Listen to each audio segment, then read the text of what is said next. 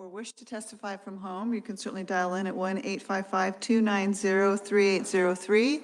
If you're already on that line and calling in and you would like to speak at any of the opportunities for you to speak, please push *3. That will raise your hand on our screen and we'll call on you. At that time, we'll identify you by the last 4 digits of your phone number. We are also available on Facebook Live tonight. And we have a mask option here in the building. So if you would like to wear a mask, please feel free to do so. However, it's not a mandate in the borough office.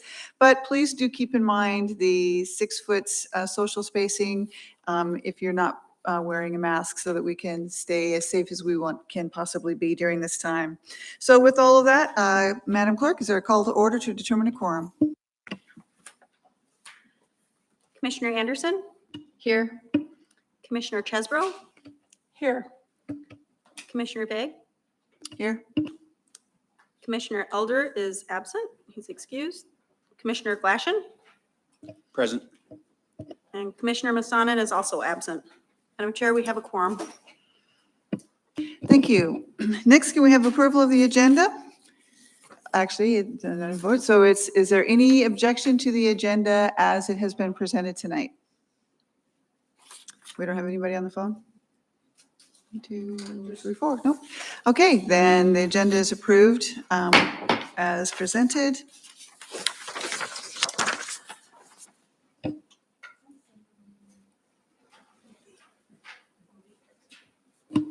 Assemblywoman Bovee, would you like to lead us in the pledge tonight?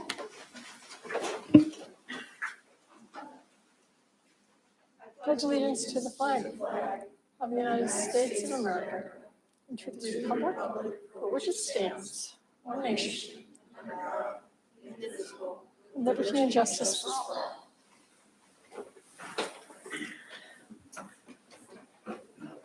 Next on the agenda is the consent agenda. All items on the consent agenda will be approved in one motion unless there are any items on the agenda that any members of the Planning Commission would like to pull for additional discussion. First item on the consent agenda are the minutes from the August 2nd to 2021 regular meeting. Item B is the introduction for public hearing quasi judicial matters. Resolution PC 21-22, a conditional use permit in accordance with MSP 17.30 conditional use permit, CUP, for earth material extraction activities for the extraction of approximately 1.8 million cubic yards of earth material from 61.9 acre site within 120 acre parcel. Tax ID is 17N02W10C001 within Township 17 North, Range 2 West, Section 10, Seward Meridian. Public hearing will be September 20th. The applicant is Land and Resource Management, and staff will be Mr. Weisenhunt. Item number 2 is Resolution PC 21-23, resolution of the Matanuska-Susitna Borough Planning Commission approving a variance to MSP 17.55 for the construction of a single-family residence to be placed approximately 38.1 feet from the shoreline of Finger Lake on Government Lot 5. Tax ID 18N01E34B001 within Township 18 North, Range 1 East, Section 34, Seward Meridian.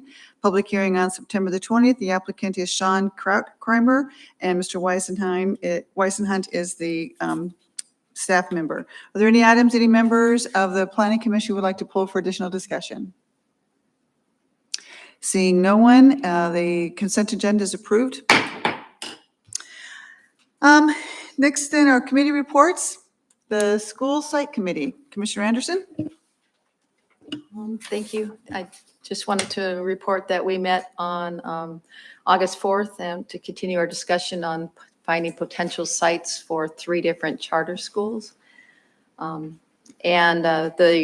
committee voted unanimously to approve 3 different resolutions. One for finding a permanent facility for Matsu Central School. Currently is located out in Wasilla and has a satellite office in Palmer. That'll reduce having the satellite office in Palmer if they go to the Stringfield subdivision site, which is right next to Pioneer Peak Elementary. The second resolution is we identified a 20-acre parcel off the Selden and Church site. And that Selden and Church site is on the corner of North Church Road and West Selden Road.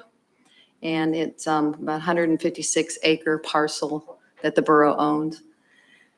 And the third one was finding a location for Birch Tree Charter families and their school. And the preferred location was sharing a site with Shaw Elementary School. And so right now, the resolutions are out there, and the next step, I guess, will be coming before the Planning Commission, the school board, and then ultimately to the assembly for approval. Thank you. Next, we'll come up with audience participation. Anyone in the audience wishing to address the Planning Commission has 3 minutes to do so on any items that are not up for public hearing tonight. We have a couple of things up for public hearing tonight. There's Resolution PC 2118 for the Planning Commission amending the timber salvage sales. There's Resolution 2120 for the approval of an ordinance amending MSB 17.23. And there's a Resolution PC 2121 recommending approval of an ordinance for the exemptions under the tall structures. Those 3 items will have public hearing on, in addition to the conditional use permit 21-17 for a marijuana cultivation facility. When those items come up for hearing, you'll have your opportunity to speak. Now is for any other item other than those. Mr. Haberman, it looks like, is there a sign-up sheet?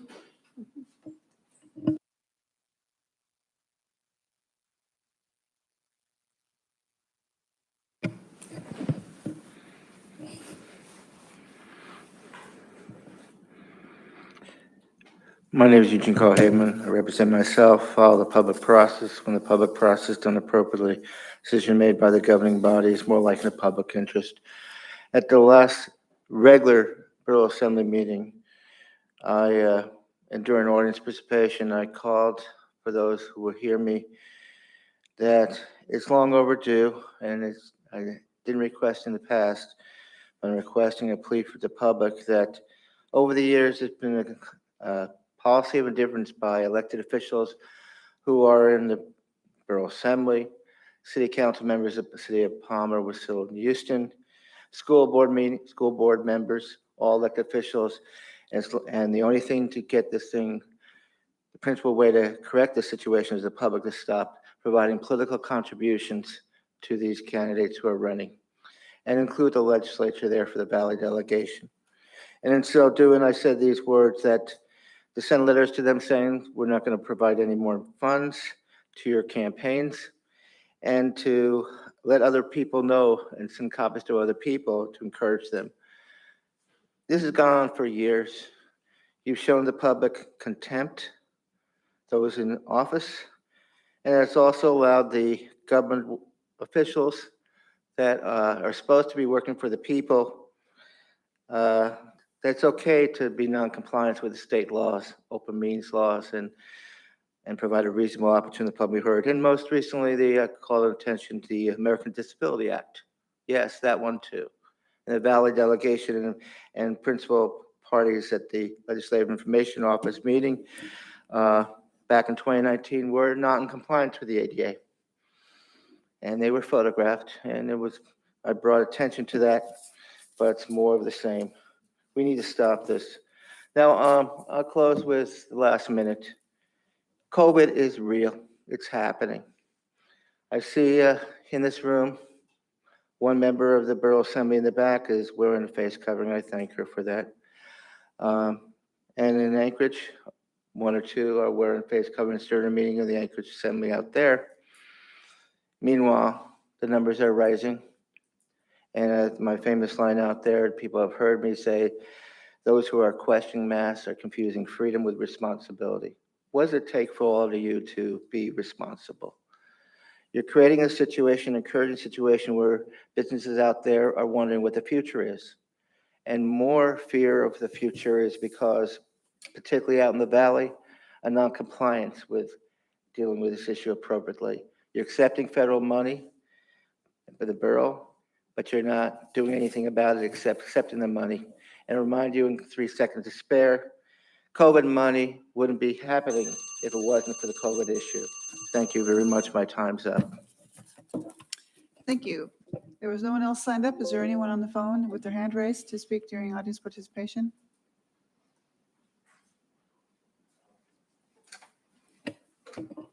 So if you are on the phone and would like to speak to this matter, please press *3 or speak under audience participation.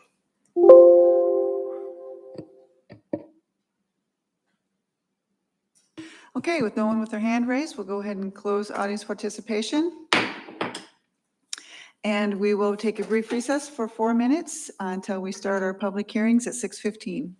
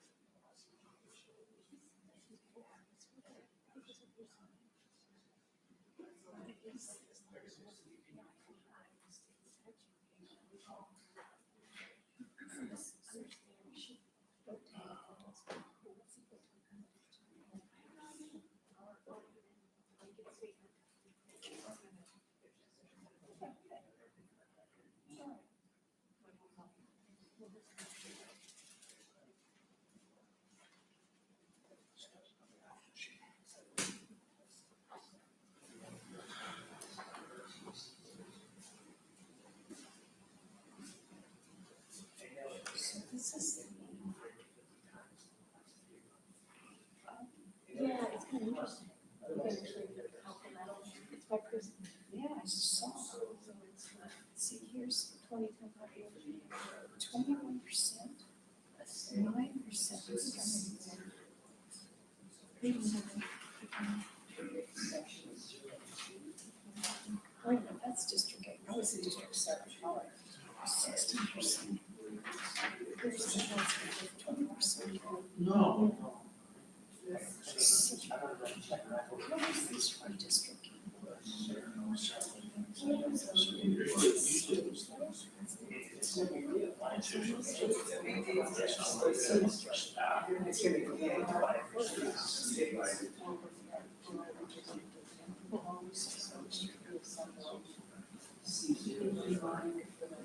Precincts.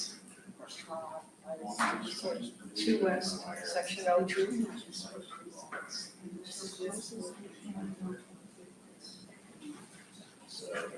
Some information in your precinct. So pretty much. Your precinct.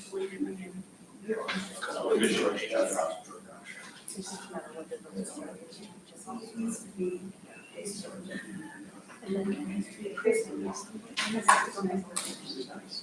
Okay, and that's what I want.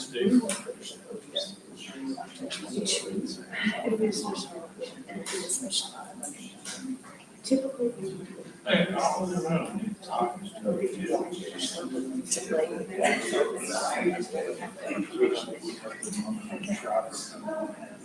Okay, so state has major district.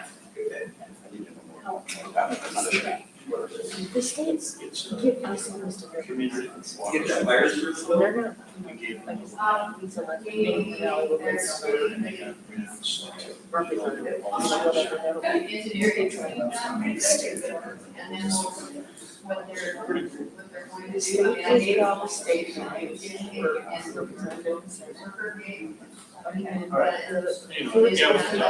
the precinct numbers and try to as close as possible, not let them try. So now, Steve went out. state. Wow.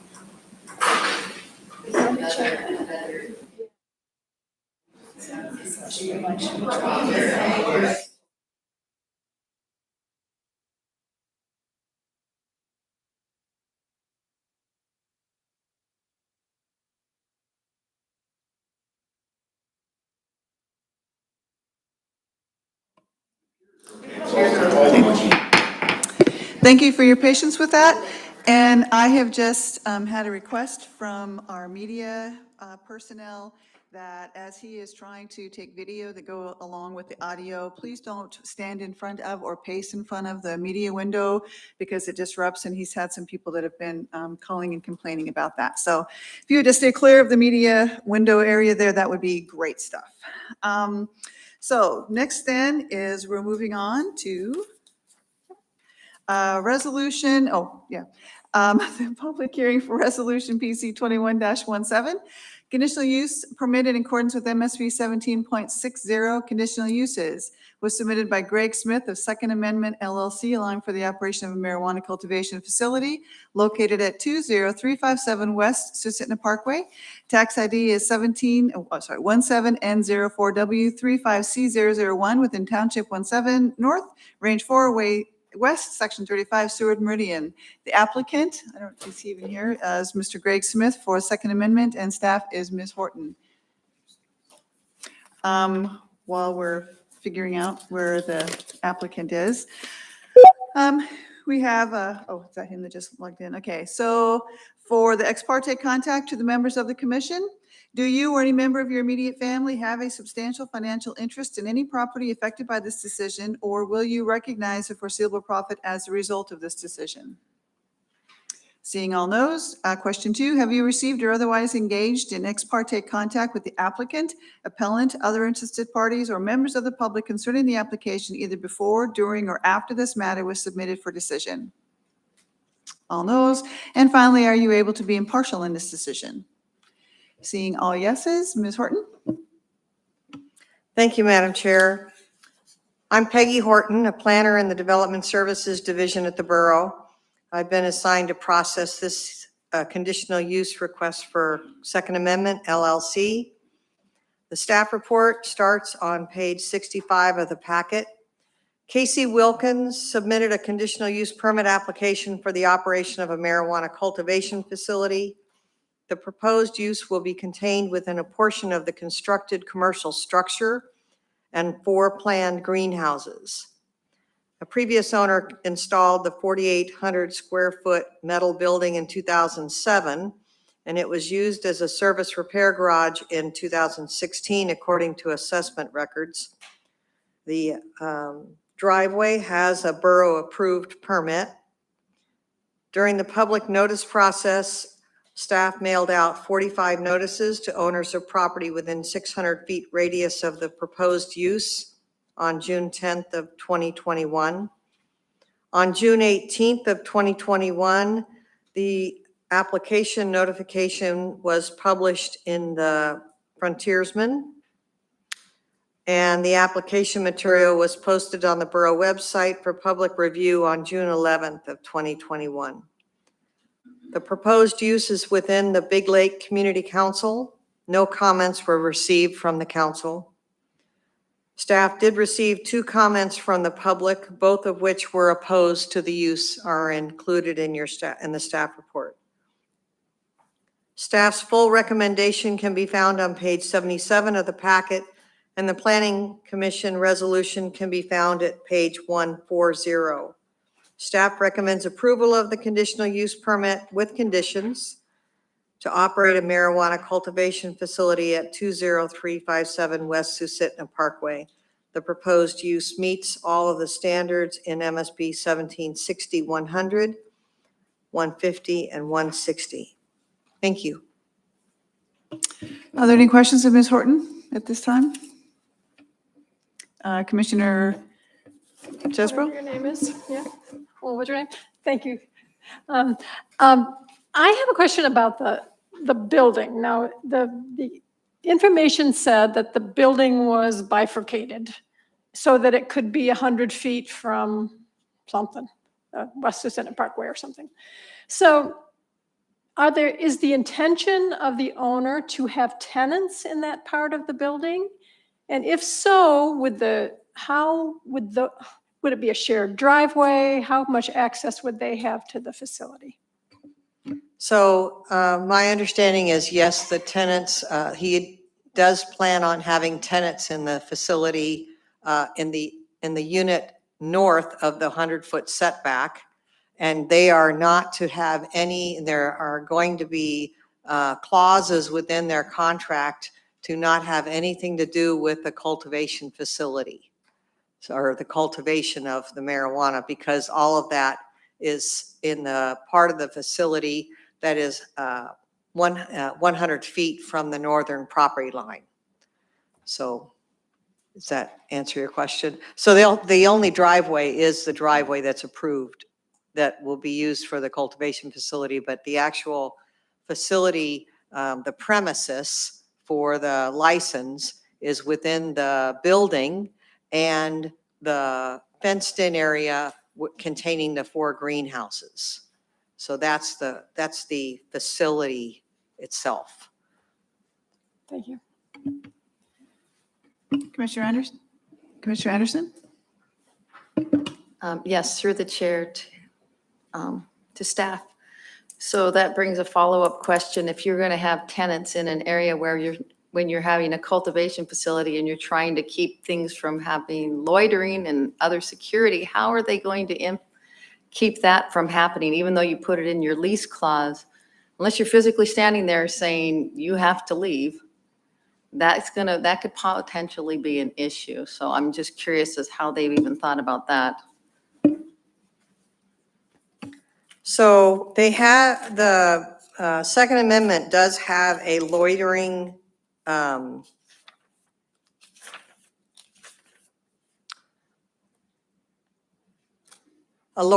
policy, and they have discussed that within their submission on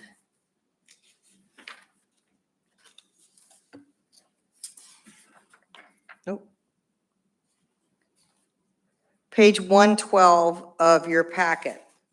The site location will naturally deter loitering.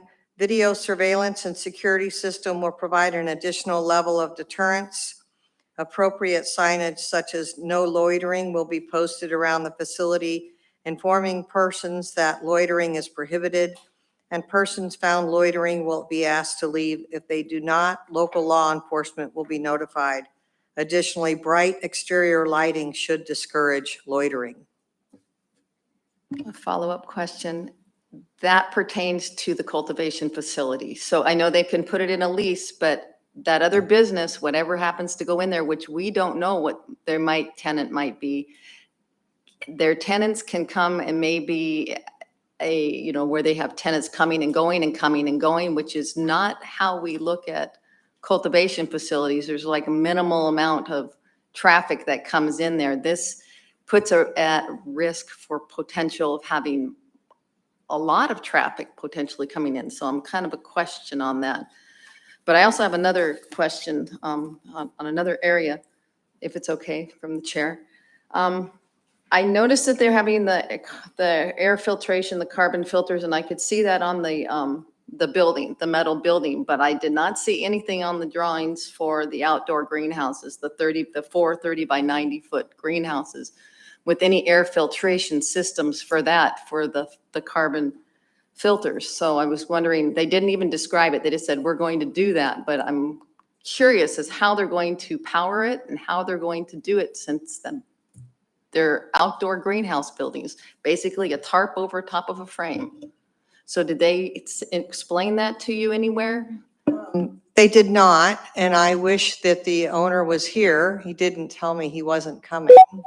And they're not there on the phone?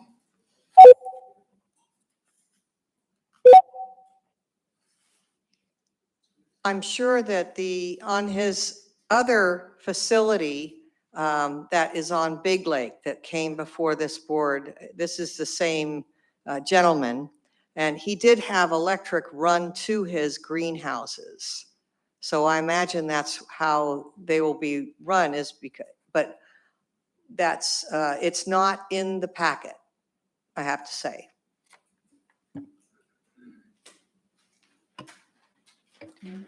So Madam Chair, we have 2 people with their hands raised, but I have no way of knowing whether this is the applicant or not. So I don't know how we want to handle it. Okay.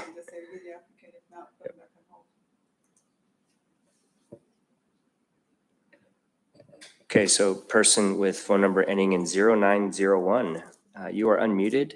Please let us know if you are the applicant or not. Yes, thank you. This is Greg Smith, SMITH. Thanks to the Planning Commission, and yes, I am acting, I guess, as the agent of the applicant, but I'm familiar with the project and happy to answer questions that would help the commission. Yes, thank you, Mr. Smith. If you would please go ahead and we'll give you 15 minutes to make your presentation, and then we'll ask you questions specifically if we have any at the conclusion. You can take as much or as little of that 15 minutes as you'd like, as you need. Very good. Thank you. Yeah, hopefully it won't take up too much time. Ms. Horton did a very thorough job. There was a fair bit of back and forth. You know, the 100-foot setback was definitely, I mean, it is in your code, and we needed to satisfy staff and hopefully the commission with kind of what we're doing there. We're tentatively calling the area north, that falls within the 100-foot setback, the north property line, Unit A. There is separate entrances. The marijuana cultivation facility will not have keys to the Unit A, and vice versa. As you can kind of see on the plans on page 105 of the packet, it's really just going to kind of be a small, essentially kind of a residential area with kind of a little bit of an office. Not expecting it to be a high traffic business by any means. So hopefully that will, kind of prevent the loitering in the kind of shared entryway and around the building. And again, as Ms. Horton said, yeah, there will be contractual language to prevent those type of things, and there will be a fair bit of selection in what type of tenant would go into that Unit A, just knowing the strictness of state and municipal requirements for marijuana cultivation facilities. As Ms. Horton also said, Mr. Wilkins is operating a state licensed and Boro permitted cultivation facility off Big Lake. As in that facility, as what we're doing here, there will be carbon filters. Sorry, we didn't include electrical on these drawings, so that's why you do not see those there. But we know that is a requirement, or high concern for the commission and the community there. And carbon filters will definitely be used. It's not only because it's a local requirement, but also a state requirement about odor and that type of thing. So we have a strong incentive to make sure that there's not a lot of smoke leaving, or excuse me, not smoke, a lot of odor leaving the premise, leaving the property, or causing issues with neighbors. So yeah, carbon filters will definitely be installed. But Mr. Wilkins has experience operating legal marijuana businesses. He owns a couple and operates a couple in Juneau, and then as we said earlier, the one in Big Lake, and just looks forward to operating a safe, secure, legal and compliant cultivation facility and greenhouse in this pretty good property off West Susitna Parkway. I think well shielded from the public rights of way, with kind of berms and trees, hopefully very unobtrusive to neighbors, not expecting a whole lot of traffic and noise and that type of thing. So hopefully just as hopefully just a benefit of creating jobs and economic development in the area, and paying taxes and being a good part of the community there. That's all I have for now, but happy to take any questions. And Mr. Wilkins is also online if there's something that you want to ask directly of him, or I may need to throw something out to him at some point. But happy to take questions from the commission. Thank you.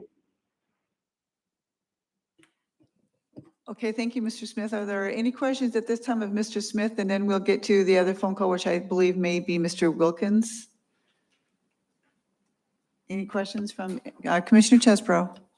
Through the chair, I have a question just about it says that there's a 6-foot fence that will be, there'll be fabric to help to disguise the thing. How tall are the greenhouses, however? Will they tower over that? Thank you, Commissioner Chesborough. That is a very good question. If you don't mind, maybe I can have Mr. Wilkins be unmuted and he can speak to that. Okay, any other questions at this time for Mr. Smith? Then is the next phone call Mr. Strawn, Mr. Wilkins? And we want to find that out so he can finish up the last 10 minutes?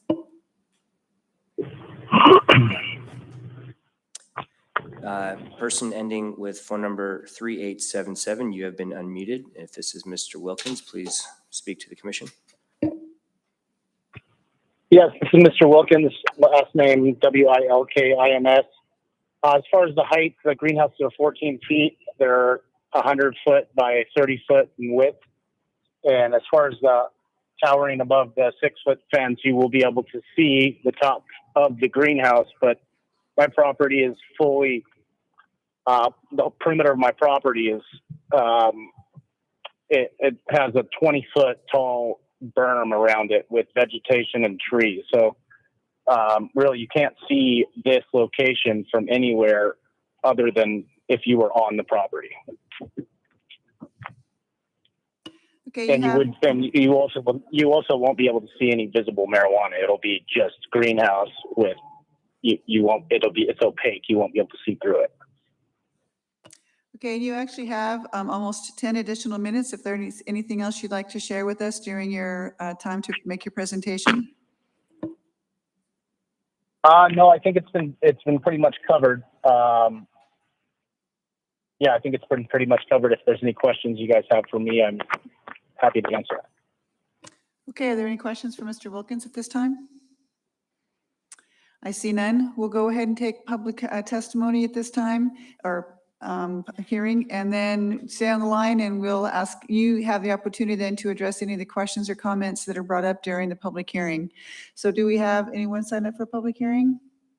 If you're on the phone, please press *3 if you would like to address the Planning Commission for PC 21-17 regarding the cultivation marijuana facility. So Commissioner Anderson just had to step out, so I recommend that we sort of put this on pause until we have everybody here to see everything. We're going to take a momentary pause to allow one of our commissioners to return. She had to leave momentarily.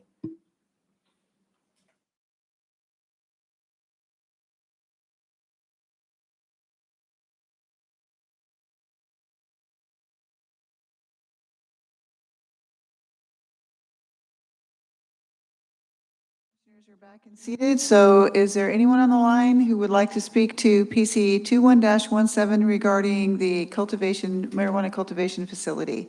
Please press *3 and you'll identify you by the last 4 digits of your phone number. There's no, do we have anyone on our sign-up sheet?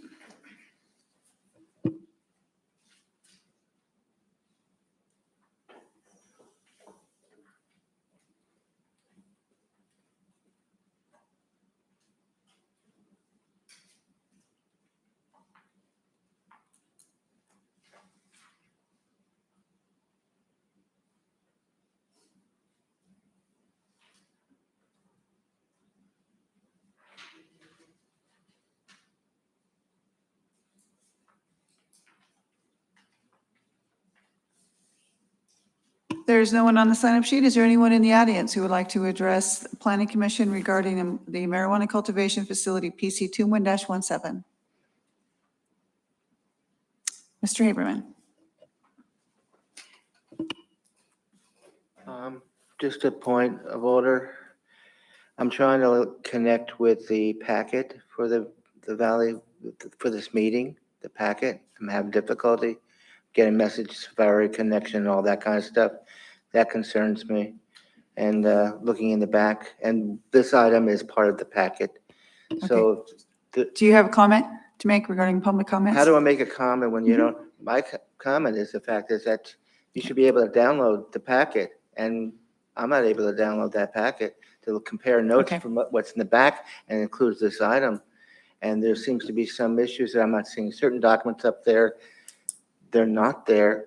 And this is concern of the general operations of this meeting respectfully. And that's all I have to say. could you please turn the speaker up? Thank you very much. Okay. Or not? You want me to turn this Yeah. on? Thank you.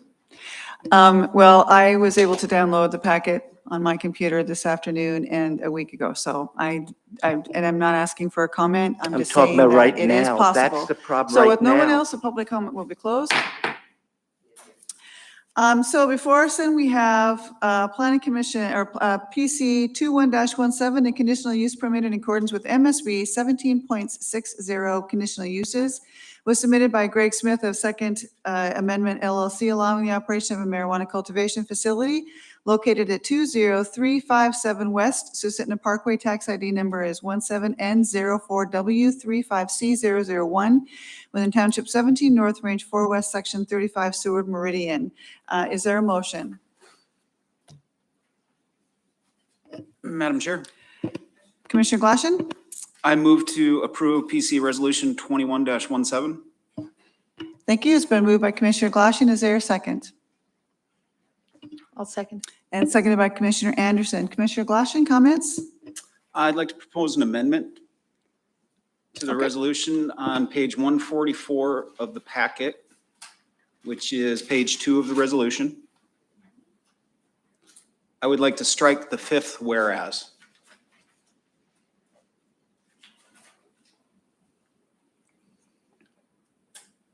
Yep. Okay, so we have an amendment on the floor to strike the second whereas, which is whereas there are two commercially used properties to the east, a tower approximately 2,600 feet away and a gravel extraction pit approximately 2,900 feet away from the subject property. And reasoning, or is there a second to that amendment? I'll second. It's be seconded by Commissioner Chesbro. Commissioner Glassman? I think including that whereas sends the wrong message. We're doing public notice to 600 feet, other than schools that are out to 1,000. Why are we talking about something that's half a mile away from the operation? Commissioner Chesbro? That's a good point. Thank you. Any other discussion regarding the amendment on the floor? Hearing none then, I don't have to go to a person vote. We can, is there any objection then to the amendment to strike the whereas there are two commercial use properties to the east, a tower approximately 2,600 feet away and a gravel extraction pit approximately 2,900 feet away from the subject property? Is there any objection to striking that? Hearing and seeing none, the amendment passes. And we're back to the resolution with as amended. Are there any other comments? Do you have anything else, Commissioner Glassman? I echo Commissioner Anderson's concerns about loitering, but we've certainly seen other facilities that are in multi-use buildings, leases that have adjacent different businesses, and it kind of falls outside of our purview to regulate those businesses unless there's something that would require a conditional use permit. Commissioner Glassman? And the only thing I would say is this is a single facility with one driveway, and the other ones that we have approved have been like, 4 with a bigger parking lot. That's the only thing that I have concern about, is that it's just the single, if you're coming to that place, you're either coming to and I don't know what kind of tenants they want, but I don't know. It's a problem for me. Commissioner Anderson? Any comments? I think the ones that we've done in the past have had similar like businesses in it, so that the shared parking lot has been for a similar type of business is all I'm trying to say. So with this, because it's so vague, there's not been like how we have a lease to a tenant that it's tenant A, that we can we have no idea. So it's kind of throwing it out there. But like Commissioner Glassman said, we're not here to regulate their lease to another tenant. I'm just concerned about whether or not that's going to impact what we're trying to do. My only comment to that is I believe that in the past, that has been a concern with people that have had retail facilities. I don't know that we've ever had a cultivation facility that has rented out to somebody else. Remember, cultivation facilities are already there's not a lot of traffic in and out of them anyway. So I don't have as much concern with that in this particular facility as I would if it were a retail facility. But you're right, they tend to be similar in nature, but this is not the same situation. Any other comments? Then before us, we have a resolution, PC 21-17, a conditional use permit in accordance with MSP 17.60, conditional uses submitted by Greg Smith, the Second Amendment LLC, allowing for the operation of a marijuana cultivation facility. And is there any objection to approving resolution 21-17 as amended? Hearing and seeing none, resolution 21-17 is approved as amended.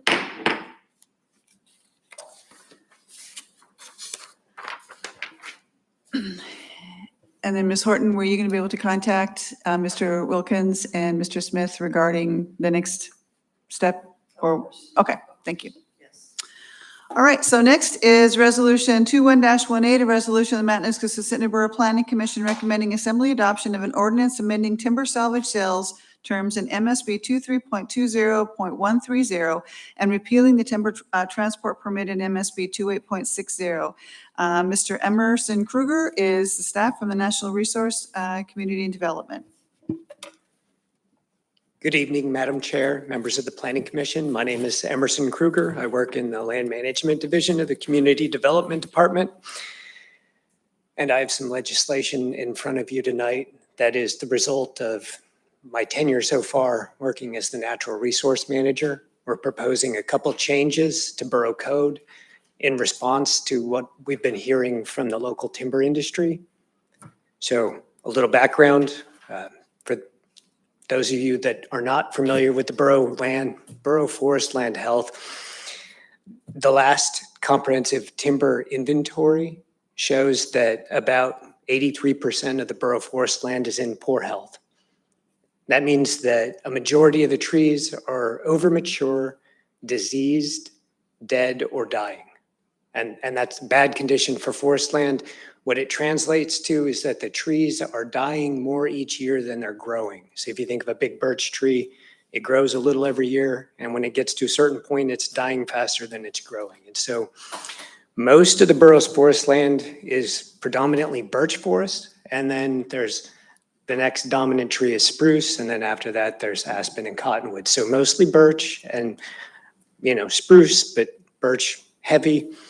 And the most valuable tree in the forest is the spruce saw timber, right? The really big, old spruce trees are the ones that fetch the highest price. People like to build cabins out of them, and people like to build lumber out of them. Spruce is great for that kind of thing.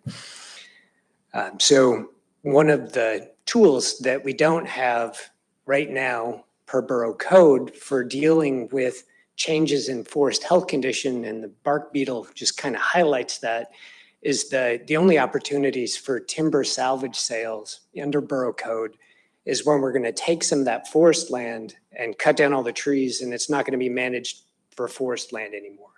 Like when we build a school or a fire station, the land gets cleared, we put a building on it. It's not forest land anymore, it's a conversion. See, we can have a salvage sale of those trees in that situation, but not when we've got maybe a stand of old growth spruce that got wiped out by the beetle a few years ago and the trees haven't rotted, they haven't blown over yet. We have to treat that like a commercial timber sale. And if it's on commercial forest land that's addressed in the Natural Resource Unit Management Plan that I brought to the Planning Commission back in 2019, then that stand of old dead spruce have to be included in the 5-year timber harvest schedule, which takes some time. And then they have to be included in the periodic implementation schedule, which takes more time before they have to be competitively bid out for a commercial sale. And what we've seen with those big stands of old spruce is they've been dead for a few years now. And I went to try to get somebody to buy them and they had fallen over. And I'm trying to find those big stands of spruce because there's demand for them, even though they've been standing dead for a few years now. And I'm having a hard time using our inventory data, tracking them down where there's actually enough to sell commercially. And so what I'm proposing is that we open the door for a salvage sale. And that's what it is. It's targeting stands of trees that for one reason or another, we'd like to bring them down to promote forest health. And we'd like to do it more quickly than we can the normal commercial timber harvest. So it's one thing to be able to put a salvage sale on the table, and it's another thing to have somebody come along and pay money for it. And I'd like to go there next, right? So salvage sales, I think, are an important tool for the borough to help manage forest health. But one of the challenges that we have in the borough is we don't have a robust timber industry. So I've been researching the history of borough timber sales of timber on borough-owned forest land. And if you go through the legislative history, all the big sales had to be approved by the assembly. There's a record of it. And since about 1970, there were 2 or 3, sometimes 4 or 5 commercial timber harvests for a couple hundred acres each year from about the time the borough incorporated till about 2000. And so that hasn't changed. I've talked to the people that are active in the borough timber industry, and it sounds like there's demand for a few hundred acres a year. So our annual allowable cut, if you remember from the NRMU plan, is about 950 acres plus or minus. So for sustainable timber supply, we can sell the trees on 952 acres each year and have enough acreage that when we get back to that first timber sale, the trees are 80 years old again.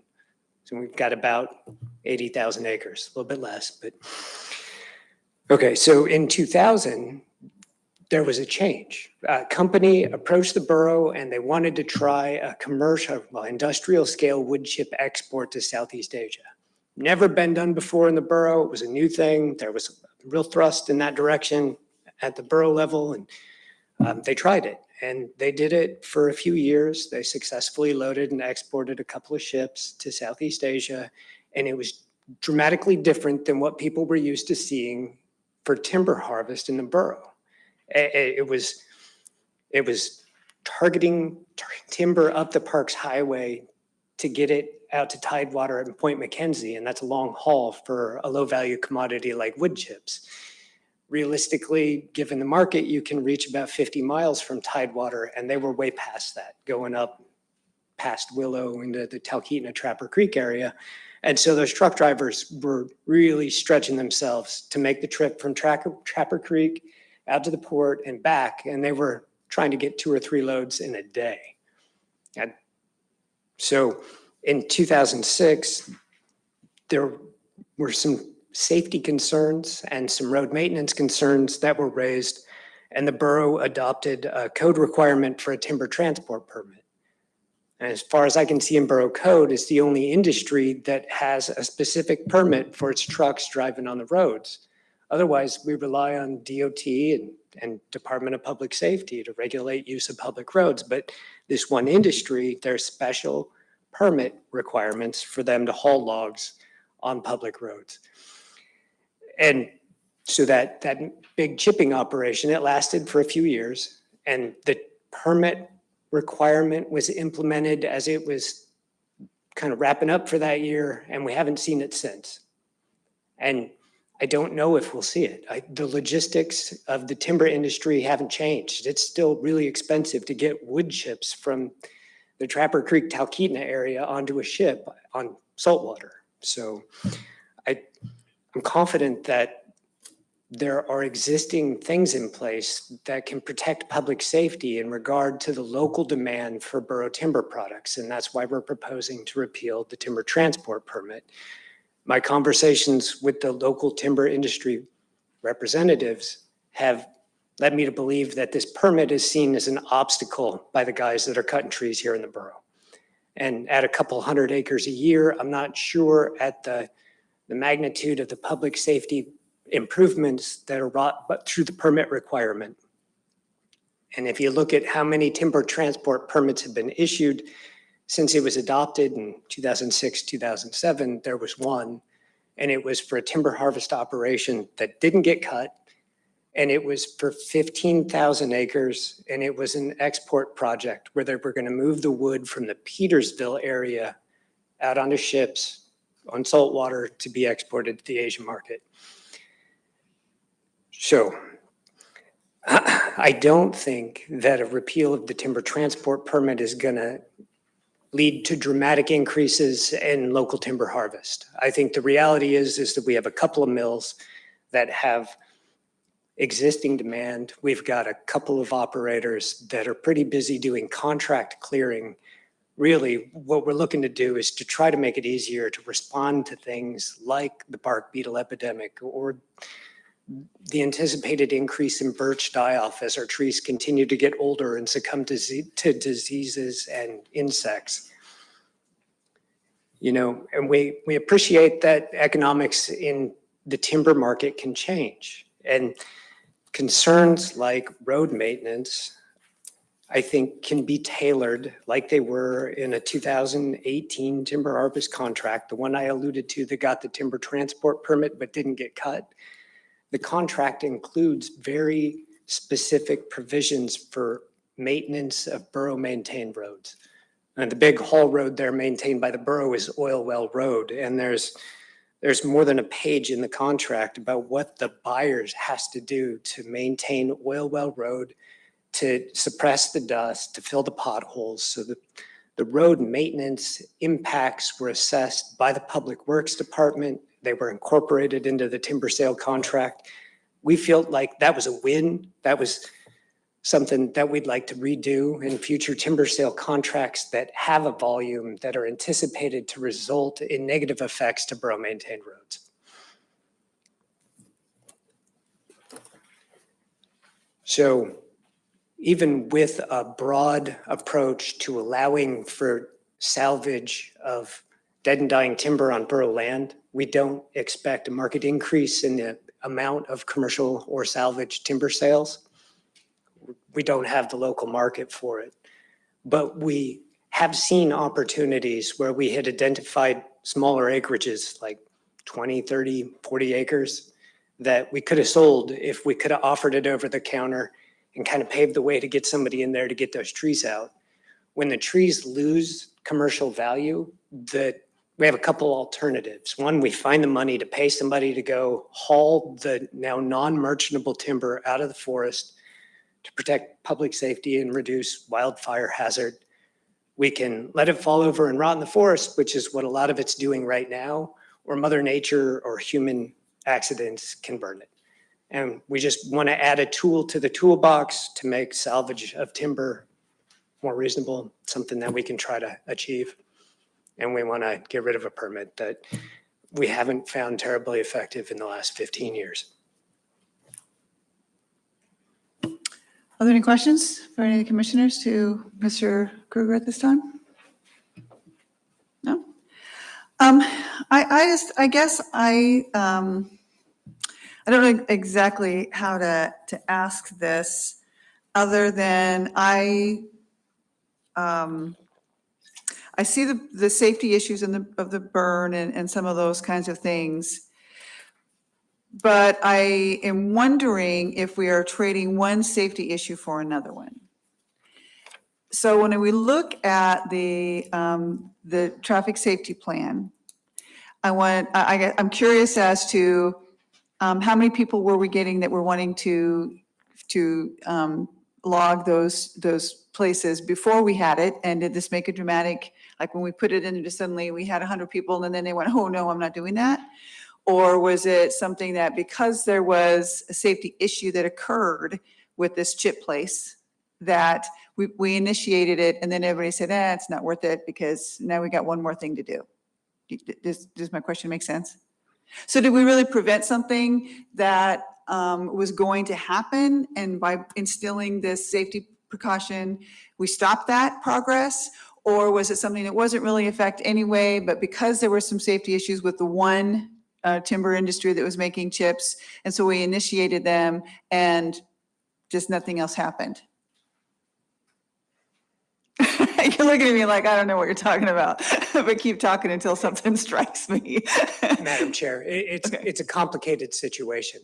and I don't think I have the answer. I have bits and pieces of what I think might be part of the answer. And honestly, I don't think anybody really knows. You know, the local timber industry representatives, some of them were here then. And in their minds, that 50-mile rule from Tidewater, that's a pretty hard and fast rule. And when you reach past it, you're eating into the economics of the deal and you're unlikely to succeed. So in that regard, I think we may have enacted a safety precaution that was for something that was unlikely to happen again. And that the 40 years leading up to that chip company exporting a large volume of wood product, the couple hundred acres a year, I mean, it hadn't been an issue before, or somebody would have done something, I'm assuming. If logging trucks causing safety problems on roads was an issue before the chip company, that it would have bubbled up before that. And that's a big assumption on my part, and I was reluctant to make it, but I don't know how to address what you were asking without going there. Like, that would be clarification then, because there are other things in here that I think are good things in the safety plan. And if the state handles them, then this is just a simple checklist of, well, I have to do it for the state, so I might as well. The borough's got the same thing, check, check, check. So I'm never somebody who thinks that safety is something you skimp on. And in this safety thing, there are several things, including, you know, having to make note of where bus stops are and making speed adjustments in those areas and high traffic areas. And how many trips a day are you going to have and when are you going to have them, especially regarding pedestrian traffic and that kind of thing. I don't think those are things that are cumbersome to say, here we have a piece of paper, and so we're going to have a 10-year logging situation and have to fill out this paper one time, but oh gosh, that's just too much, and I'm going to not do lumber because of that. I kind of don't see that happening. So in the places where they are egregious and we can notate, oh, this might be something that is preventing people from taking out these trees, which I completely support. And having been raised in the Pacific Northwest, I've dealt with log trucks from forever. So, you know, they're scary. And I've seen lumber come off of them. And especially when they have to come to a quick stop, like a bus that suddenly puts out a stop sign. So I guess I'm hesitant to say, let's just forget it altogether. All the safety precautions, we're going to let that go to DOT. I would like to see where I think that they're pertinent, especially to a rural area that can see people speed quickly because we're in a hurry. I don't think that this safety procedure thing reduces the length of time it takes to get from Trapper Creek to the port.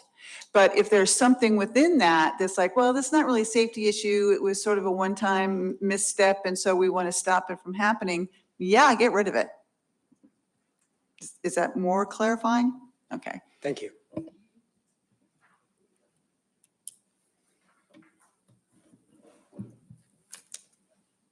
Mr. Anderson? Couple questions through the chair to Mr. Kruger. We didn't see anything from the TAB or the RSA, and since TAB is the Transportation Advisory Board, and this has to do, part of this thing has to do with transportation, and the RSA are the ones that, the road service areas that usually end up having to deal with issues on the roads. So curious as to whether this was presented to the TAB or the RSA, and if it hasn't been, why not? Through the chair. In the TAB. The thought process was that given the number of permits that have been issued and acted upon, we were repealing a permit requirement that had never been used. And if we're dealing with something that hasn't in 15 years been implemented, that there wasn't a whole lot to talk about. We have no points of reference to say that this is working good and we want to keep it and we want to improve it this way. It's in 15 years, nobody's come along and implemented one of these permits.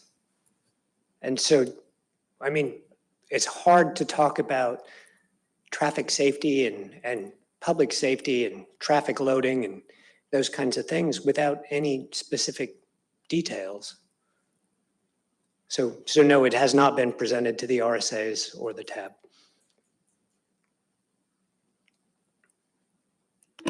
Okay, looks like there's nobody else that has any questions here, so we'll go ahead and open this up to a public hearing. Is there anyone on the phone that wants to speak to Resolution PC-18 regarding the timber ordinance of timber salvage sales and repealing timber transport? Please press *3 and we'll identify you by the last 4 digits of your phone number.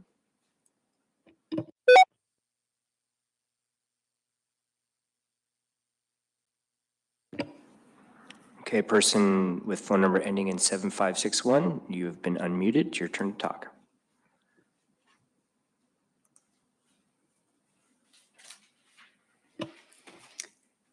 If you can hear me and the last 4 digits are 7561, please state your name and spell your last name for the record, and you have 3 minutes to address the Planning Commission.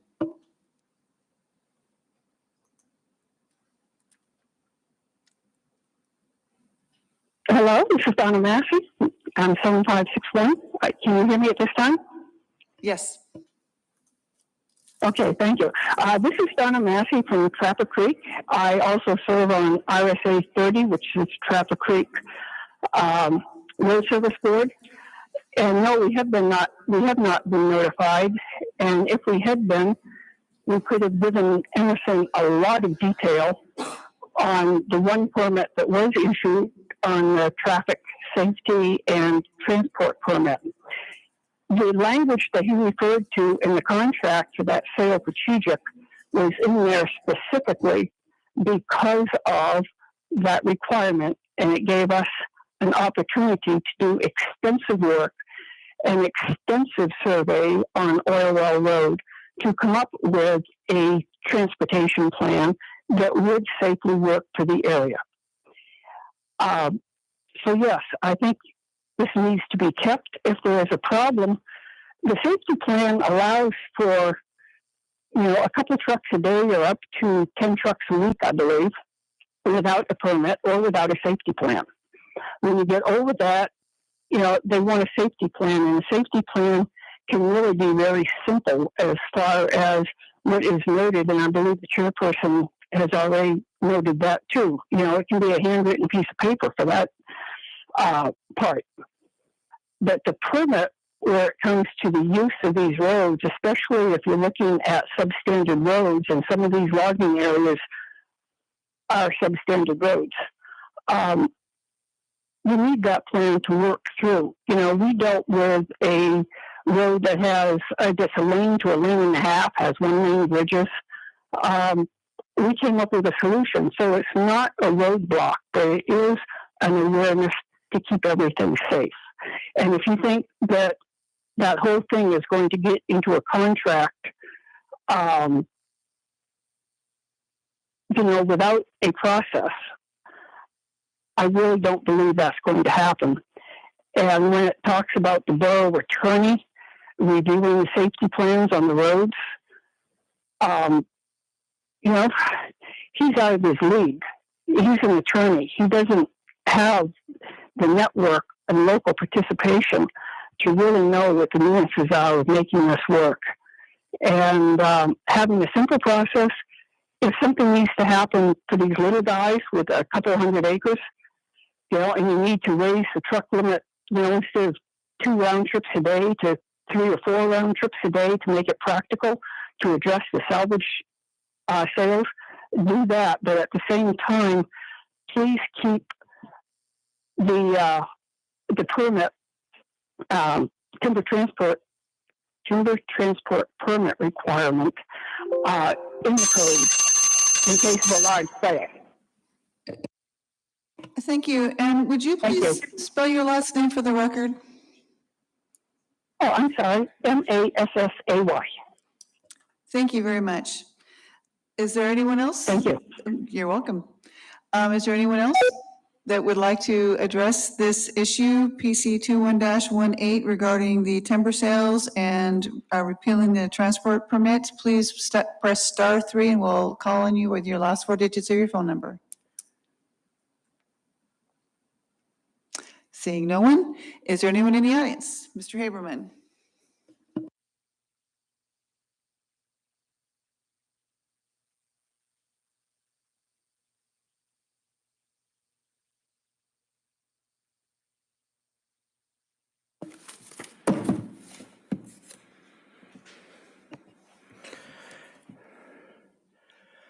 My name is Eugene Haberman. I represent myself. Follow the public process. When the public process is done appropriately, decision made by the governing body is more like the public interest. You know, for years I've attended meetings.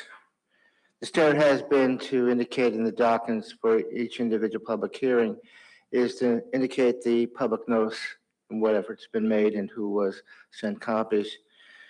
I don't see anything showing dealing with this subject at all. What I am hearing is from testimony today is concern about proper notice and calling for an extension until that is corrected. So that's the first thing. You need to put this thing off and allow for a proper public notice, and the documents do not reflect it at all. Number two is this. As commissioners before the public hearing, you have a right to ask questions. But the chair, before this was open for public hearing, I witnessed Emerson Kruger do extensive comments, and I'm not questioning his right to speak, but the fact is it was responded by the chair with her comments, and that prejudiced the proceedings. But you're going to ignore it, and you're going to continue doing whatever you were doing, and what's more of the same. So it also doesn't really clearly show.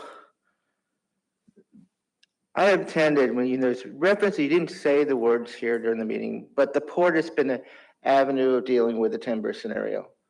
And I've witnessed how it has not been working over the years. The port should be shut down, end of story, and deal with supporting the port of Alaska and Anchorage and end this mismanagement on that. The timber thing is showing another issue of how the borough has not effectively handled the timber issue, and it should have been more proper response. But we have this document here that doesn't show who got noticed, what exactly they're up to in this proposal, and that concerns me. And a more frightened community out there that's saying, hey, we need to be heard. And that's why you have so few people in this room. They're ignored. The timber issue normally receives a lot of public comment. I've been in these meetings for a few years, and I've seen that people came as far away north in a long drive to be here. But they also witnessed that a policy of difference by the assembly members, the planning commission, you don't care. More of the same. I'll say this, the best thing you can do who's listening in is stop contributing political money to the people who do not hear you. Stop it now, because they need the money for those brochures. Elections are coming up in November. The best way to shut this thing down and allow more of the same is cut the funds to these politicians. Thank you. Thank you. Is there anyone else in the audience who would like to address the Planning Commission regarding the timber sales? Hearing and seeing none, we'll close the public comment or the public hearing. Is there a motion?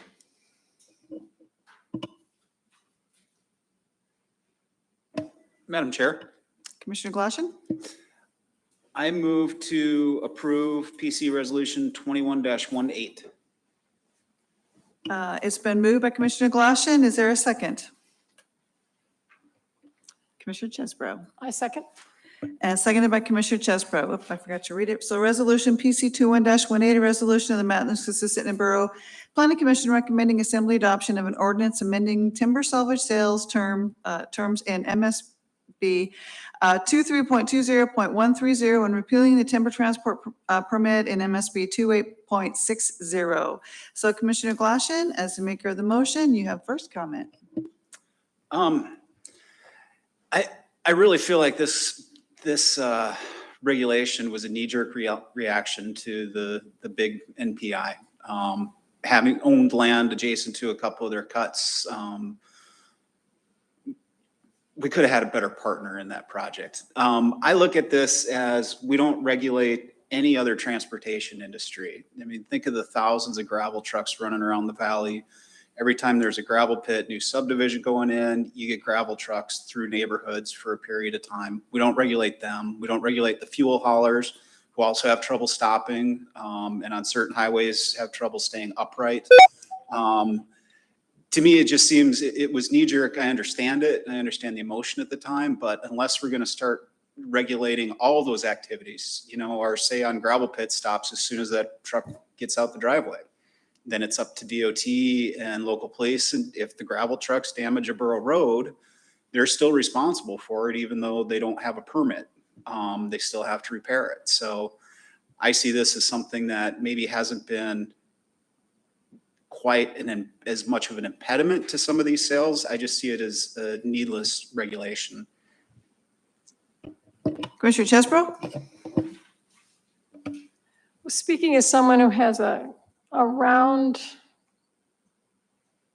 not a chip, but in my windshield from a gravel truck, I think that is one of the things that we need to consider is we don't regulate anybody else either. We don't, I understand that people would like this to be taken care of, but as we just heard, we don't regulate gravel or the septic people or the lots of people that are driving on our roads all the time. So You only have one? Commissioner Anderson, any comments? All right, so it's been moved and, well, actually, I do have one thing I would like to see, and it is, where did I put my stuff?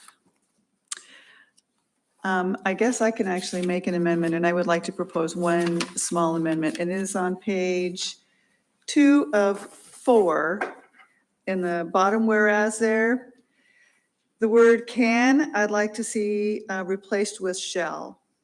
Whereas the borough road maintenance concerns related to borough timber sales contracts can be adequately addressed in timber sale contracts, I would like to see that changed to shall. I don't think it makes a difference unless you all do, but everything can be done, but will it be done? It's sort of like the may, can I kind of thing that we teach our kids when they want to raise their hands in school. So that's my requested amendment. Is there a second to that? a second. The amendment's been seconded by Commissioner Chesbro. I've already said my piece. Commissioner Chesbro, do you have anything to add? No, I think a contract makes it, I think that we need to do that. Any other discussion? Any objection? Seeing none, then the last, on page 2 of 4, there will be a change from whereas the borough road maintenance concerns related to borough timber sales contracts, we'll change it from can to shall be adequately addressed in December's contract. That amendment passes. So back to the original resolution 21.18, resolution of the Matanuska-Susitna Borough Planning Commission recommending assembly adoption of an ordinance amending timber salvage sales terms in MSB 23.20.130 and repealing the timber transfer permit MSB 28.60. Is there any objection to passing this resolution as amended? I object. So we'll take a line vote. So a yes passes the PC 21-18 and a no will fail.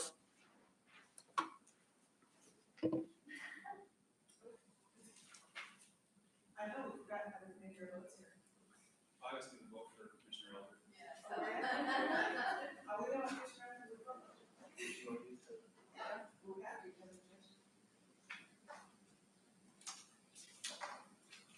Please, I don't have to call over his name. It's not working.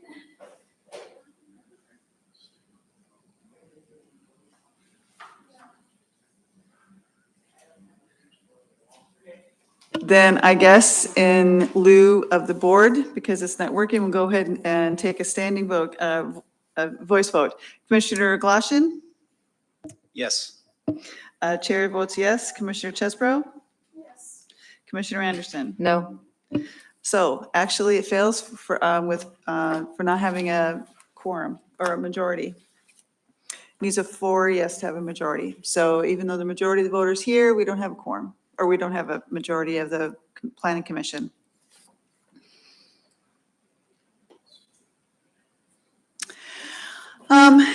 And so next on the list then is Resolution PC 21-20, resolution of the Matanuska-Susitna Borough Planning Commission recommending approval of an ordinance amending MSB 17.23 to exempt pipeline and conveyor structures from setback requirements pursuant to MSB 17.55. Staff is Tracy McDaniel, Assistant Manager in Community Development.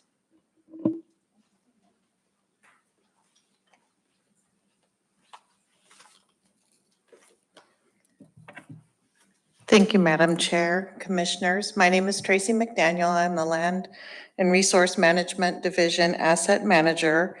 And in front of you tonight is an amendment to Code 1723 that clarifies the exclusion of conveyors and pipeline structures from the setback requirements in 1755. The code change in 1723 is specifically for the Port District only. It doesn't affect any other borough lands outside of that district. It actually recognizes what is in 1723 in the Port Master Plan for the industrial and commercial development of the Port McKenzie area there. The adoption of the code for 1723.170 clarifies for staff and port customers the setback requirements when referencing in code 1723, which refers to 1755. So if anybody has any questions. Are there any questions of Ms. McDaniel? Commissioner Glassman? Through the chair. We've talked to Mr. Strawn a bit about this. A question just popped into my head. So let's say this is the Port District. There's private land around the Port District. With this ordinance, somebody could put a conveyor right along that shared property line with the Port District and the private property with no setback from that line. Well, there would be, you also have section line easements. If you're talking, it depends on which boundary you're going to. If you're south of the port, there is a 100-foot section line easement. This would be, it's going through the property lines. You have certain areas that are reserved for lease areas. And in this case would be the conveyor is a perfect example where it comes up from the docks up to the lease site there. It does cross, it goes actually through roads and crosses a boundary line. It is an easement at this time, but since the borough terminated the lease, it merged title back in, so that easement went away for the conveyor belt. Okay, but within the Port District, these are leases, right? Do setbacks apply to lease lot lines?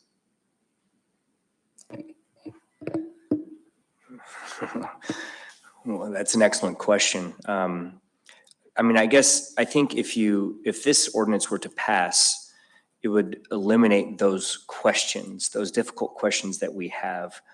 And they would still be subject to a lease with the borough, most likely because we owned nearly all the land down there. And then also subject to a port development permit where we would ensure that there's proper location that would be sited in a spot that is safe and, makes sense. But the question of are structures set back from lease lot lines? I don't know if I'm prepared to answer that right here at this table. Through the chair. I'm looking at a right-of-way corridor. I'm not looking at an actual site. In this one case would be a tank farm with the pipeline coming from the port. We're talking the pipeline coming from the port to the tank farm.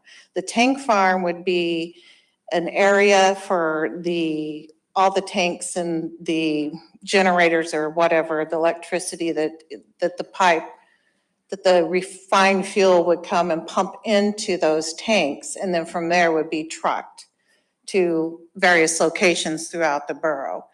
So we're just talking about a right-of-way corridor. We're not talking about an actual lease site where there is a structure for the operation.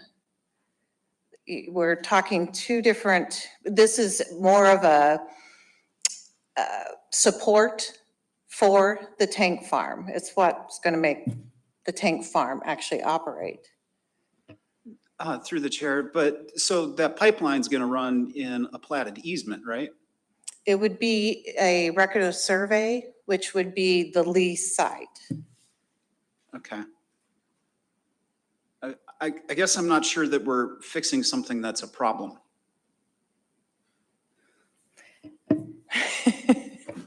So, yeah, this is Alex Strawn, Planning Director for the borough. So I guess the question initially came to me, are these types of structures subject to setback requirements under borough code? And I guess my opinion is that I didn't think they were, but we moved forward with this, Tracy prepared this legislation just to make it crystal clear that these types of structures, and I think we need to speak more broadly about this one particular development because this applies to the entire port. But this makes it perfectly clear that these things are definitely 100% not subject to the setback requirements under 1755. And that's what this ordinance is intended to do.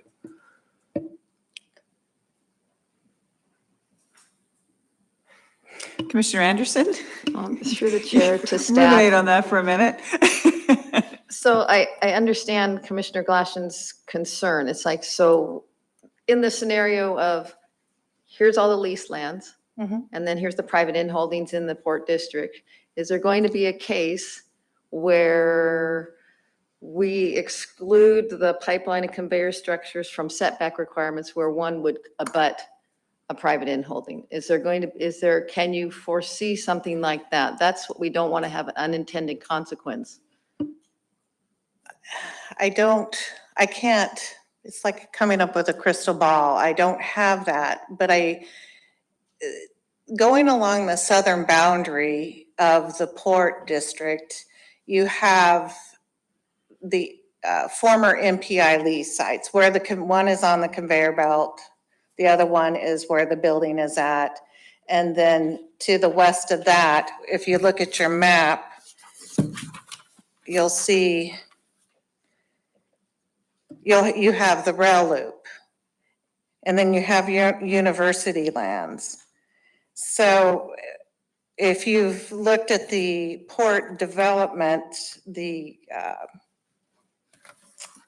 master plan, it does have development and plans for the tank farm.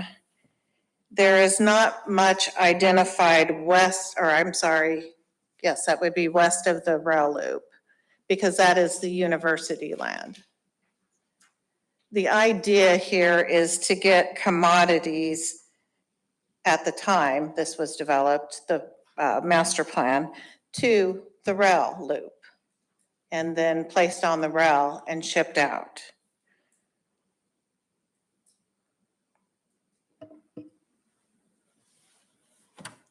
Commissioner Glassman. Through the chair. On the south side of the Port District, there's private property, right? There's a residence down there and there's a big parcel that's for sale right now. I'm not sure if I was there's out there anything for last week. sale. I've been out there quite a bit, but I haven't noticed anything for sale. Yes, there's Siri land in one end, and then there's private property south of the rail, and you can see on the map I provided, it would be this part here. It's in the handout. So, but it would be down here, okay. Those are larger parcels. Actually, those owners access their property through the port, through Lou Young Road. And there is that section line easement on the south there has been developed as a road through the railroad project probably back in 2014. So once again, taking liberty through the chair, would an amendment to the ordinance that basically allowed these to not be structures except along the boundary of the port district? So that if it was adjacent to the boundary of the port district, as the port district changes over time, then those setbacks would come into play. But within the port district, you know, internally leased lots, that sort of stuff, it wouldn't apply. We're actually right now in staff questions, and so if the amendment is to I be asked if made- it would meet the intent. For us to make an amendment? No, if that change would meet the intent of what they're trying to Okay, do. gotcha. Yes, I mean, that would be satisfactory.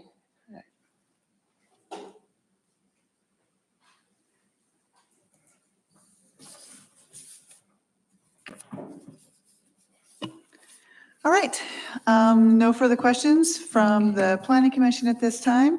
Is there anyone online that would like to address PC 21-20, amending and exempting the pipeline and conveyor structures from setback requirements? Please press *3 and raise your hand.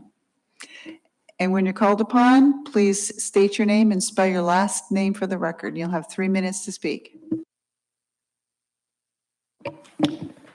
Okay, person with, Hello, can you hear me? Yes, we can.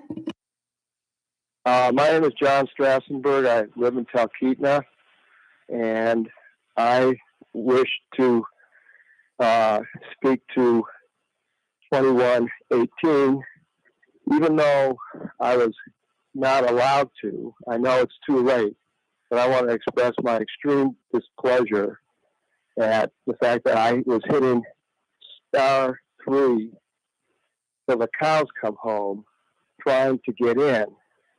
And my wife also wanted to testify. 2 friends told us they couldn't get in.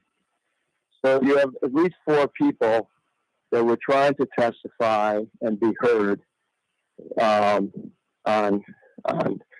2118. And I am extremely upset about, first of all, you guys, not the Planning Commission, but Community Development doesn't notice the RSAs. And then they come in and they don't even let me testify.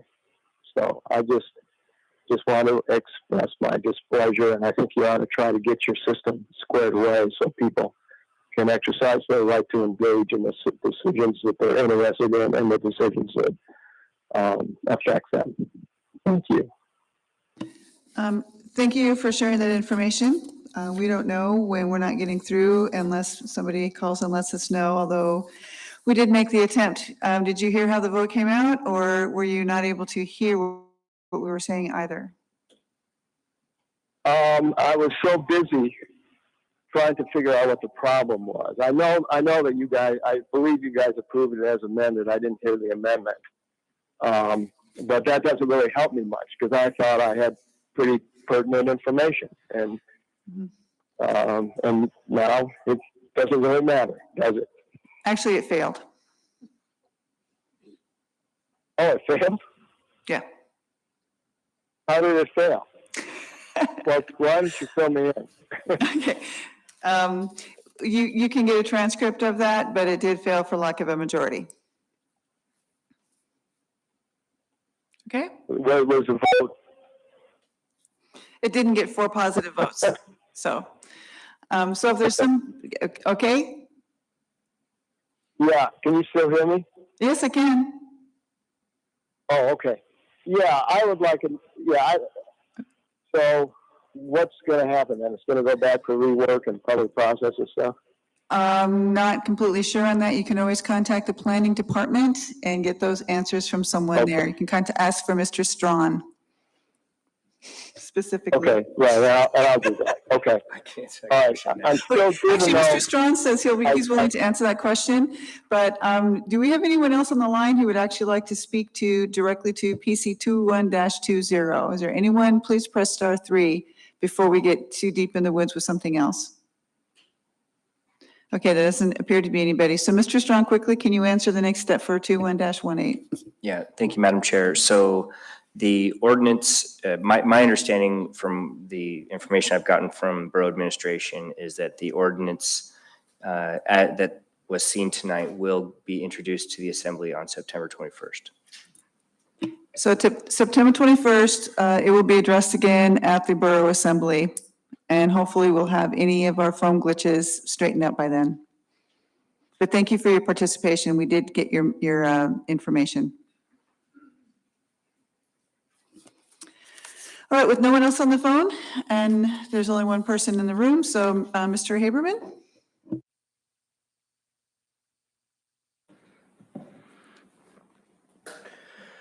My name is Eugene Carl Haberman. I represent myself, follow the public process. When the public process is done appropriately, a decision made by the governing body is more likely in the public interest. A couple of things to note. You mentioned Point McKenzie. That's where the port is. But there is no resolution coming from the Port Commission, one way or the other. And you would think that you would have had that connection with the Port Commission before you proceed with this public hearing. That's definitely absent. Second is this, it looks like there's going to be a new standard among the parties who operate the planning department.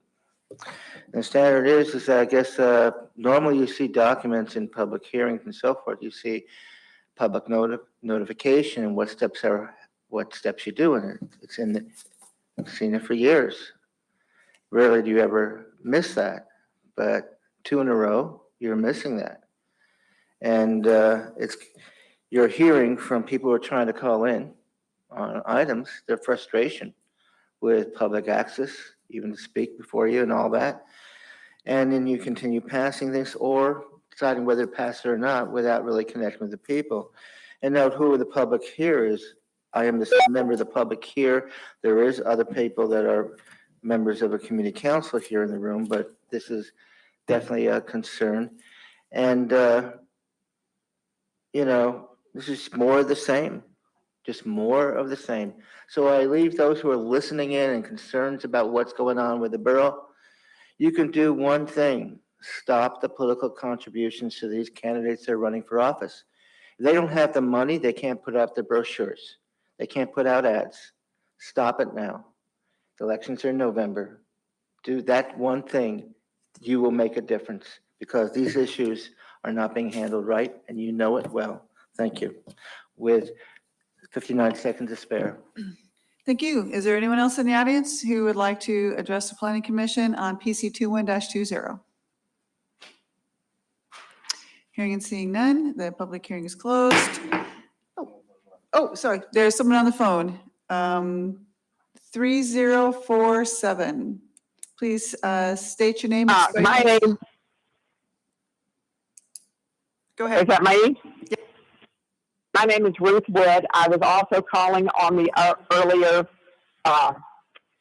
timber sale thing, and because the Planning Commission is here, and I'm really upset that this is going to get introduced to the Assembly, I'm going to speak. The problem is people that are calling in on the landlines are not getting through. We can hear it. It says your line is muted, and it never says your hand is raised. That's what's happening.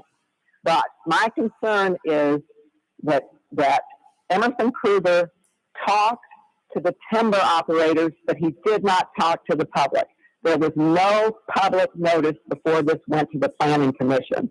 There are several things. I know that John Strassenberg sent in some specific comments. I would like to know from Alex Strawn and Emerson Kruger that they are going to talk to the public and they are going to relook at this stuff because there's big problems with what they're trying to do. Donna Massey addressed the traffic safety issue. Those of us who live up here know what happened on Montana Creek Road when MPI was trying to chip. We know what was about to happen on Chejic, and we know how important that plan is. But the other thing is there's all sorts of things about that are really important in how they handle timber sales, an allowable cut, in what's a recreation area, what isn't. And this ordinance does not address those things. And I want to say them now because every time you go to the assembly, they say, well, why didn't you bring this up at the planning commission? So I apologize for speaking out of turn when you're on a different issue, but I am just so upset, and I have two people that have texted me that they can't get through either. So there's a major problem, and there's another, the hearing after this, I got through on my cell phone this time. Anyway, I'm going to stop. What? Okay, thank you. And again, we encourage you also. I'm sorry, what? Sorry. Oh, I'm saying. And we encourage you to, if you can't make it, call in again to the assembly when it comes up before them. So I'm just going to go ahead and right now say, is there anybody else who would like to say something regarding 21-18? I know this is completely out of order, but given the glitches that we had here, is there anyone else who would like to speak to that? Okay, then we're going to move on to 21-20, and there's no one else in the audience who wants to address 21-20 regarding the setback. So that public hearing is closed. So PC 21-20, resolution of the Matanuska-Susitna Borough Planning Commission recommending approval of an ordinance amending MSB 17.23 to exempt pipeline and conveyor structures from setback requirements pursuant to MSB 17.55. Is there a motion? Madam Chair, I make a motion to move resolution number PC 21-20. It's been moved by Commissioner Anderson. Is there a second? I'll second. And it's been seconded by Commissioner Chesbro. Commissioner Anderson? I understand they're wanting to be able to get the pipeline, in the conveyor and things doing, and because we've relinquished that part of the exemption is now, everything's back under and it needs to have something done to it.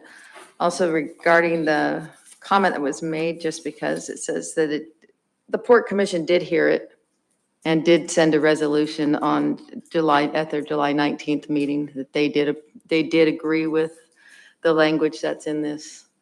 And you would think that they would be the ones that we'd want to hear. I'm always wanting to hear from other advisory boards that pertains to their area. And since they heard it and they approved it and that's their bailiwick where they work, I don't see an issue per se with it.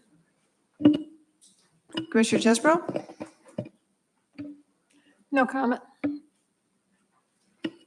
Any other questions or comments? Commissioner Glassman?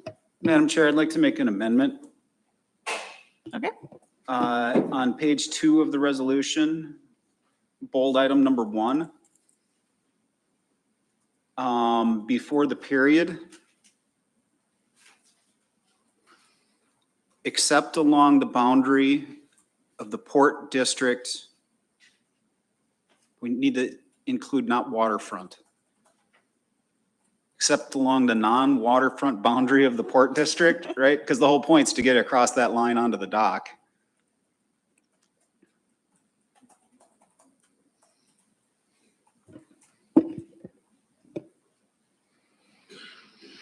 Yeah.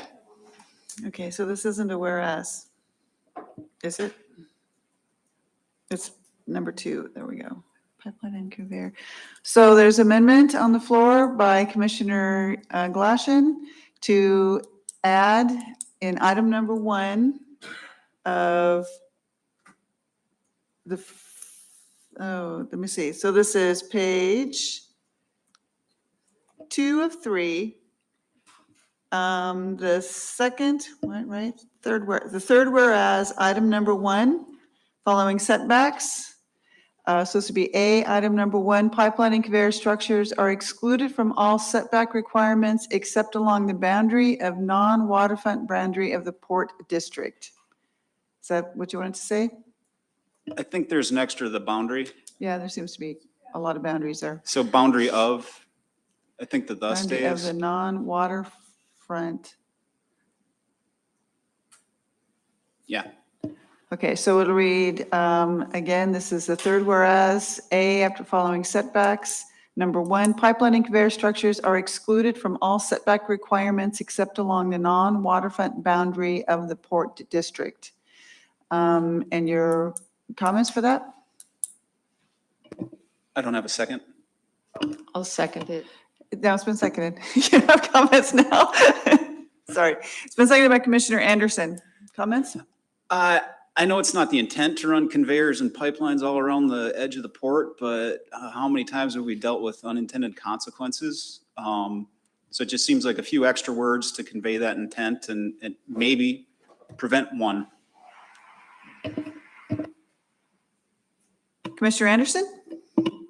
I agree. We need to be proactive and not reactive. So if we can kind of keep that from happening, an issue happening. Is there any further discussion regarding the amendment? So the amendment reads, though pipeline and conveyor structures are excluded from all setback requirements except along the non-waterfront boundary of the Port District. Is there any objection to the amendment? Hearing and seeing none, the amendment is approved. Now we're back to the original resolution. And any further comments, Commissioner Glaschen? No, Madam Chair. Okay. So it's been Resolution PC 21-20, a resolution of the Matanuska-Susitna Borough Planning Commission recommending approval of an ordinance amending MSB 17.23 to exempt pipeline and conveyor structures from setback requirements pursuant to MSB 17.55. Commissioner Chesbro, Yes. Commissioner Anderson, Yes. Commissioner Glaschen, Yes. and Chair says yes. So Resolution PC 21-20 passes unanimously. And finally, PC 21-21, a resolution of the Matanuska-Susitna Borough Planning Commission recommending approval of an ordinance amending MSB 17.67.030 exemptions under Chapter 17.67 tall structures, including telecommunication facilities, wind energy conversion systems, and all other tall structures. Mr. Strawn, Planning Commission and Land Use Director. Sorry. Thank you, Madam Chair. Alex Strawn, Planning and Land Use Director for the Mat-Su Borough.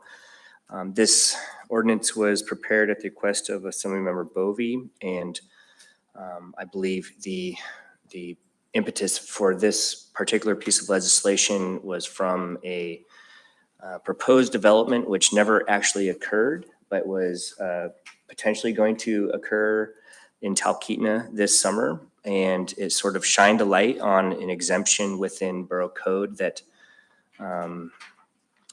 some people took issue with, and that was that the section 1767.030 has a subsection A2 in it that has exemption for drilling derricks and construction cranes, which are utilized on active construction projects. Then it goes on to say, or are on site less than 100 calendar days total within a consecutive 12-month period. I was asked for an official determination on sort of an interpretation of this section of code by the person who was going to be developing what was a 300-foot tall hot air balloon, tethered hot air balloon sort of carnival ride. I did provide that official determination, which was appealable, and essentially what was determined is that there are really two different things that are being addressed here. There are construction-related tall structures, such as drilling derricks and construction cranes, which are allowed to be on site sort of indefinitely as long as it's an active construction project. And then there's all other tall structures which can be on site for up to 180 days. And the concern is that this sort of opens up a loophole in our code that somebody could have a tall structure for 180 days. So basically be up for a summer, find a new piece of property, do it there, and just keep moving these around, and it could have impacts on communities.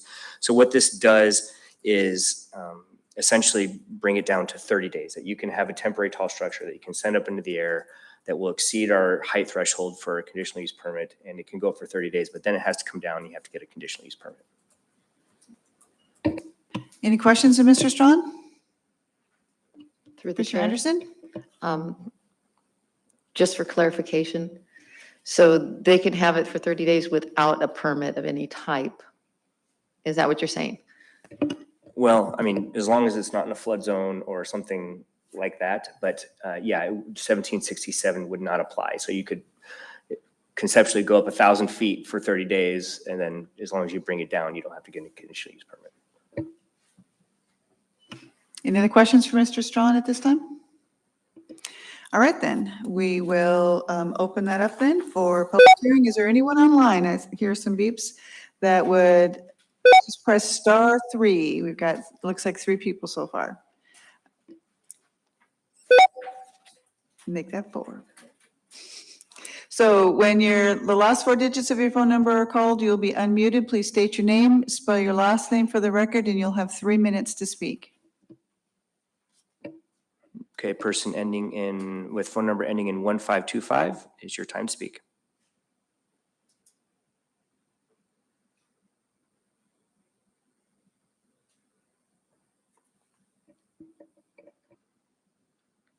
Okay, person with phone number ending in 1525, you are unmuted, and this is your opportunity to speak. Oh, hello, can you hear me? Hello? Yes, we can hear you. Can you hear me? Okay, hi, this is Doug Smith, SMITH, a longtime resident of Talkeetna. I think that Mr. Strong has summarized the situation quite well, so I won't reiterate what he has said. I support the land use director's opinion that this should be adopted. I'm in favor of reducing this temporary tall structure ordinance from 180 to 30 days and hope that you'll vote to do that. I'd also like just to mention parenthetically, I was unable to get on to testify on the logging change that was on board there, but anyway, since that's done and gone, I won't complain about that. But it's a little frustrating. So anyway, I hope that you'll adopt this sort of change. Thank you very much. Thank you.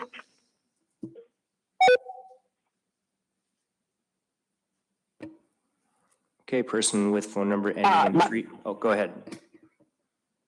Well, yeah, it told me it was unmuted. So this is Ruth Wood in Talkeetna, and I am calling in on my cell phone to say that I support this ordinance. It was very concerning up here this summer that something that we never would have considered thought would have been brought forward as a temporary structure when the intention is to have a business that will, if it's successful, will be brought back. And it was problematic where it was. The language in the code was not clear whether it needed a conditional use permit or not. So I think this is an attempt to make things pretty clear, and I support the ordinance. Thank you. And would you please spell your last name for the record? W-Z-O-O-D. Thank you. Thank you for sharing. Oh, I do not. Oh, I don't know if it's going to work. oh, it should. Well, they lowered my hand now. Okay. So, Mr. Strong? So person with phone number ending 2532, it is your time to speak. Yeah, hi. Thanks. This is John Corda calling from Talkeetna. Last name is Korta. I also want to speak in support of this change from 180 days to 30 days. I think it just tightens up a loophole that was present. As Mr. Strong explained, it created a situation where there was kind of an unintended consequence and allowed a business to take place that really ought to fall under a conditional use permit. And by having this number of days reduced from 180 to 30, I think closes that up. Maybe it's not a perfect solution, but I think it makes it pretty clear and make it, unreasonable for someone to try to do something for 30 days and move it around. So I appreciate the change to this resolution, and I encourage you to pass it. Thank you. Thank you.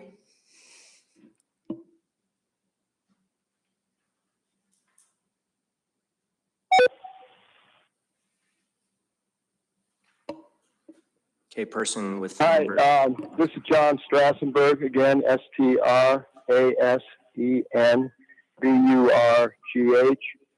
I would also like to speak in favor of 2121.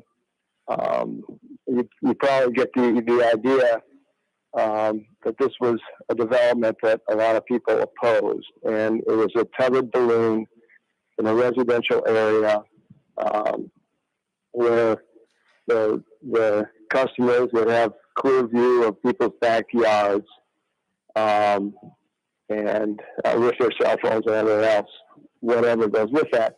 But also, it would adversely affect the view shed of others and the public safety considerations and this, that, and the other. And the 30-day reducing the definition from 180 to 30 days would give the public a chance to voice its concern and concerns and participate basically in the decisions that affect them. So I think that I thank Alex for putting this forward, and I hope that you pass it. And that's all I've got to say. Thank you very much. Thank you for your participation. Is there anyone else on the phone right now that would like to address PC 21-21? Please, oh, do we have one? Go. Nope.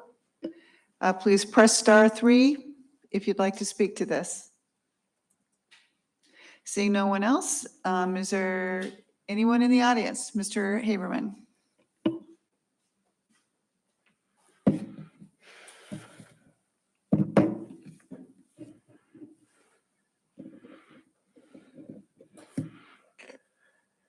My name is Eugene Carl Heyman. I represent myself. I follow the public process. When the public process is done appropriately, a decision made by the governing body is more likely in the public interest. I go back a number of years, and I was a public participant in the extensive meetings and working out the tower. This is the tower ordinance legislation. I remember it was upstairs in the second floor.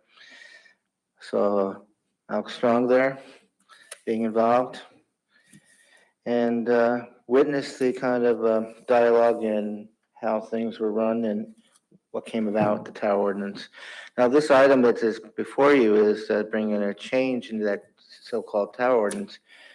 And I've got to give some credit to the borough on one thing, not this particular matter, but the ordinance itself. It's a missing link out in Anchorage about having such a thing that was done by the borough. And I told them recently that they should review what they've got and pull that out and deal with it, because the borough did some extensive work on it. Now it's coming in now with this particular change, but this particular change that's being brought out, this is the third time I've come up on the meeting. Where's the public notice? Where's the standard that you would see? What announcements were going out? We're talking about also the outreach. The tower ordinance issue overall is per se the whole Matsu borough, not just one given area. You're hearing the word Talkeetna for a given area, but in reality, when you make changes, you have to look at it as the entire borough. And that means all the community councils need to be connected on this issue. And there was a lot of involvement that adopted and created that ordinance. And who was there and who was speaking on it? I'm one of the parties that goes back to having a history of what exactly was said. So I'm concerned again is the lack of in these documents coming out, and this one's at number 3, where's the notice of saying how you advertised? And you continue to ignore me. And I'll end with my now standard comment is, those who are listening, you can do one thing to bring out change. Stop providing political money to these people. They don't have the money to do brochures and advertising ads out there. They have less chance to be reelected or elected. Thank you very much. Thank you. Is there anyone else in the audience who would like to address the Planning Commission on PC 21-21? Hearing and seeing none, the public hearing is closed. So do we just get a beep? Oh, we'll go ahead.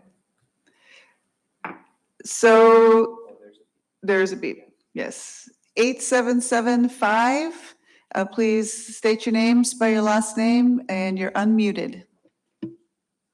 Hi, thank you so much for, I had a problem I couldn't get through.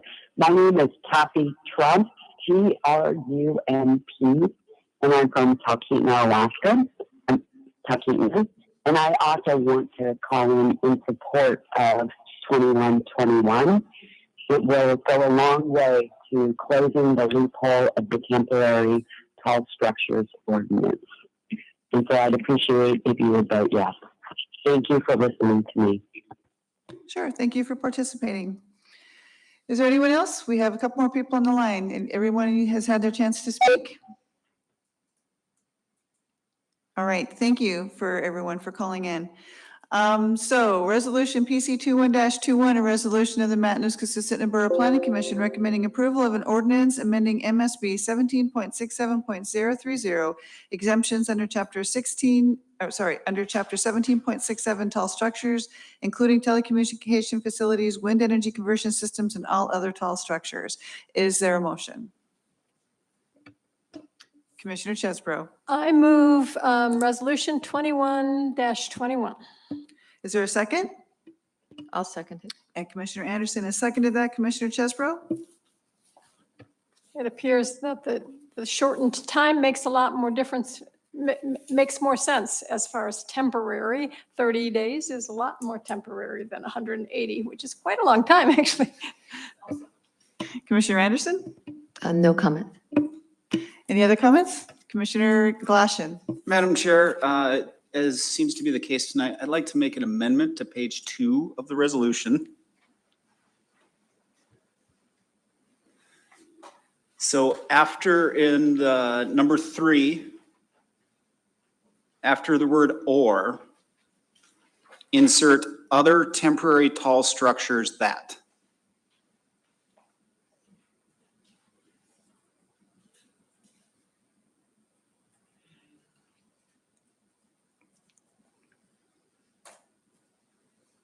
Yes. Okay, so there's an amendment on the floor for the item number 3, parentheses 2, temporary tall structures, including but not limited to drilling derricks and construction cranes which are utilized on active construction projects or other temporary tall structures that are on sites less than 30 days, calendar days, total within a consecutive 12-month period and are not intended to routinely reoccur on the same site. Is there a second to that amendment? I'll second it.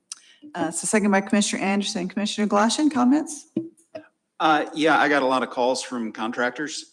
The way it's worded and or can mean and sometime, whether cranes were now limited to 30 days. So I just wanted to, again, we're here, let's make it clear. Alex and I had talked about this and that was his interpretation. I just thought we could clear it up a little bit. Commissioner Anderson? No comment. Any other comments from the floor? Yes, Commissioner Glassman? I have one question and I sure wish I had thought of it earlier. Is this change to 30 days going to have any impact on things at the fair?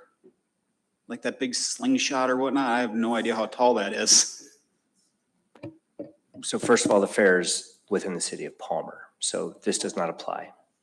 Perfect, never mind. Good question. So is there any, so I'm just going to read the part that changes. Coming down halfway through it, utilized on active construction projects or other temporary tall structures are on the site less than 30 days. That is the amendment up for vote. Is there any objection?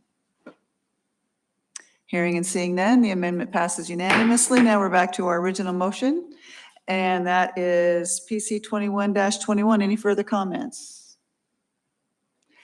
I was also very active in the tall structures project when it came through about 20 years ago. And at that time, it was very much addressing the ham operators were the big ones in opposition, as were the telecommunication towers. And it was really sort of addressing those as view shed issues. So I think this is a good catch on something that has been left out there probably because it's never come up before. So it's one of those, and as often happens, rules are made when people are affected negatively and their adverse reaction makes a rule change. So I think it's a good one, and I'm glad that it came up and we can resolve it for the people to whom it affected. So with that, PC 21-21, a resolution of Matanuska-Susitna Borough Planning Commission recommending approval of an ordinance amending MSB 17.67.030, exemptions under Chapter 17.67 tall structures, including telecommunication facilities, wind energy conversion systems, and all other tall structures. Is there any objection to approving this as amended? Hearing and seeing none, resolution PC 21-21 is approved as amended unanimously. And then we have one final little bit of issue that we do need to take care of, and that it was brought up last meeting that we break until 6:15 until for all public hearings, but we've discovered that the Assembly no longer does that. It is in a document that says we will actually start at 6:30, but we have discussed, and I'm going to present it under the correspondence, change to public hearings for quasi judicial time removal, so that we can go into public hearings for that as soon as all of our housekeeping, Pledge of Allegiance, and all those things are completed, so as not to waste people's time who have come here and are sitting here patiently. And sometimes we've had to wait as long as 8 to 10 minutes. So that was something that came up, and it needs to be moved. I don't think it needs a public hearing, right? Okay, because it's just a housekeeping issue. So is there a motion then to change the public hearing for quasi judicial time and just remove that specific time start? Madam Chair, I'll make a motion that we move our quasi judicial time to immediately after we've done housekeeping and no longer have it be at 6:15 as it is now. Okay, Commissioner Anderson has made a motion to change the public hearings to start immediately after we've taken care of all housekeeping issues. Is there a second? I'll second. And Commissioner Chesbro seconds that. Is there discussion from the Planning Commission? I understand. It seems like we just eliminate from the agenda that it starts at 6:15. I don't think we have to say after other business. I mean, it seems like we could just eliminate that. I don't know if maybe that's what the motion does, but it seems like it would be easier to just say eliminate the time, specific time, yeah. Yeah, I don't think that we have to say that. I think it's just take that out of the agenda. Is there any further discussion? Is there any objection? All right, then for the purposes of this, we are going to start all the public hearing for quasi judicial. We're going to remove the specific start time of 6:15. Unfinished business, there isn't any commission business, upcoming planning commission agenda items. Mr. Strawn, anything to share? As always, the planning department has prepared a future agenda items list for your reading pleasure. Please refrain from any discussion on quasi judicial items or ex parte contact, and I'll answer any questions that you have within reason. All right, anything from legal? Ms. Boulay, welcome back. Haven't seen you for a while. Any comments? And anything from the clerk? No, thank you. Then Commissioner Glassman. No comment, Madam Chair. Commissioner Chesbro? No comment, thank you. Vice Chair Anderson? No comment. And I don't. Thanks again for all your hard work. I know that the staff is working hard, especially as being understaffed, but we do appreciate all the work everybody has put into everything. So thank you. And with that, the meeting adjourns at 8:05.